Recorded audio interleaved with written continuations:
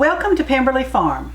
Well, it's Friday and we're canning, and today we're canning stew meat, and this is our stew meat from beef that we raised, and what we're doing is we're raw packing it. Now because these are kind of small pieces, I decided not to use wide mouth canning jars. So I don't think I thought out enough to do a whole canner load, which would be 8 jars. However, that's okay. We're gonna go with what we've got. So all I'm doing is raw packing. I'm not doing anything. This is so easy. This is like the carrots last week. It is just so easy to do. You just put it in the jar and you keep packing till you've got it. And then what we will do is we will put it in. Now this is cold pack, raw pack, so this is cold. And what we will do is put it in a relatively cool canner. I turned it on real low, just if it's a little bit warm, it won't hurt, because these aren't directly out of the refrigerator. They've been out for a little bit, so they're not ice cold, okay? So anyway, that's what we're doing. Well, we're only gonna have 4 jars. So I didn't guess very well, did I? Matter of fact, we may only have 3 jars if I can decide that I want to fill these fuller. So that's okay. You know, they just frozen, they looked bigger. the packages looked bigger, like they had more meat in them, but that's okay. Now, okay, they were frozen. Why would I take frozen meat, which is preserved in the freezer perfectly well, why would I take it out of the freezer and can it? Well, to begin with, remember that I really and truly love to have things of convenience, especially, you know, if you work, whether it's on a farm or in an office or wherever it is, and you come home and you forgot to take something out of the freezer and you're dead tired, and so all you have to do is take this out and create all manner of different things. I will tell you that I have used this stew meat like this for beef stroganoff. I just put it in the skillet and brown it up a little bit. It's already cooked, and then I go on with my beef stroganoff recipe. I have used it, I have maybe had fresh vegetables, and I've made beef stew out of it, and I add the meat in just a little bit later after I've stir-fried the vegetables a little bit. So there's a lot of different things you can do. You can also heat this up in your boiler and then create, or in a skillet, liquid, you know, the liquid and all, it'll create its own liquid, and then create gravy and have it over mashed potatoes or rice or whatever you choose. So there's all manner of different easy meals that you can cook. So you can also, remember we canned carrots last week. Before too long we're going to can potatoes. So if you wanted like a beef stew, or even like a roast beef kind of thing, heat this. If you want, we're doing beef stew, pour in the canned carrots, pour in the canned potatoes and the canned meat. Let it come to a boil, add your seasonings, onions if you like, you know, stir fry some of them maybe before you put this in there. Those are the kinds of things you can do that are just quick and easy, and even though you forgot to take it out of the freezer, you're good if you've got it. Plus, this is shelf stable. You know, not so very long ago, we lost a freezer that had 100 pounds of the chicken that we raised in it. That was so traumatic, I can't even tell you. It had a lot of other things in it too, but that was the worst part, is the 100 pounds of the chickens that we had raised. And so, you know, it's shelf stable, and we keep it in a cool room, and so it lasts for a long time. And so that's the thing that you really, really want to think about, you know, about it being shelf stable.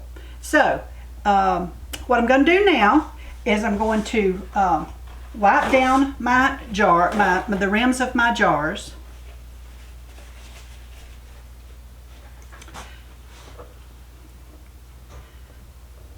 I don't think I got anything on them, but just in case, I'm going to wipe them down, because you don't want anything on the rims of your jars. All right, and then I'm going to take the lids and rings. You notice no liquid. Remember when we canned raw packed chicken, it created its own liquid? Well, we're going to do the same thing today. This will create its own liquid. And also you notice that my head space is 1 inch. This lip right here is 1 inch, and that's where we did our jars to. Okay. All right. So, well, we only got 3 jars to do, but that's okay. I mean, anything that is quick and easy for you on a day that you really need quick and easy, this is okay. Now, again, I only did pints because, again, it's just myself and my husband. But that's a lot of meat. I don't know if you were paying attention as I was stuffing the jars, but that is a lot of meat, and that is more than enough for us a meal or 2. Okay, we have our 3 jars of beef stew in or stew meat, I guess you would call it, in the canner. But that's only 3, and I don't want to have my canner with just that few jars in it. That could be trouble. So what I'm also doing is I'm canning water. Well, I've got 4 pints here. I'm going to can water. Why in the world would you can water?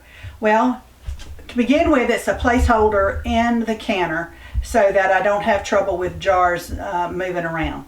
But secondly, there is a upside to that. This water, when it comes out of the canner, is sterile. So, as long as you don't need these jars, I have a couple of jars in my cold room where my home canned stuff is, of sterile water where I needed a place, a placeholder in the canner, and it's just sterile water. And as long as you don't need the jars, just leave it in there. So if it came down to it and I was out of jars and I needed jars to put food in, then I could just pour them out. All I've lost is the lid, that's all. And you can use it, you can't can with it again, but you can use it for other things. So, there's always an upside to it. So, we will have 4 pints of sterile water. Well, why do you need sterile water?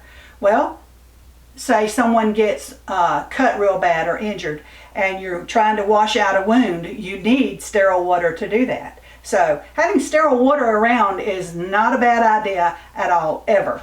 And so a lot of people do this on purpose to have lots of sterile water on hand. I just do it every so often when I need a placeholder in the canner. So that's what we're doing. We're putting 4 pints of water in the canner, kind of as a placeholder here. So that gives us 7 jars in here, and that will be fine. Then we're just going to put our lid on our canner. And you've seen me do this before, so I won't make you watch it again. And lock this canner down, turn up the heat, and it will come up to steam. And when out of the vent, it steams for 10 minutes. That's a good solid steam. Then we will put the weight on it. For me, it's 10 pounds of pressure. For you, it depends on what elevation you're at. Look in your book. Look in your book.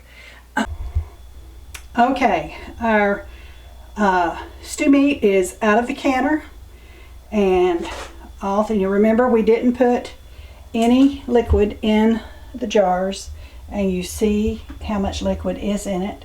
It doesn't cover every little tiny piece at the very top, but it'll be all right, and it may even discolor a little bit as time goes by, but it will be fine. It will not hurt it at all. And then you see our water, our sterile water, and we'll just leave it like that until in case we need it, in case we need it, or until we need these jars. So anyway, thank you for coming along today and watching our video. Please subscribe if you haven't already, like and share our videos, and be sure to check us out on Facebook, Instagram, and TikTok. We are Pemberley Farm Homestead. God bless you from Pemberley Farm.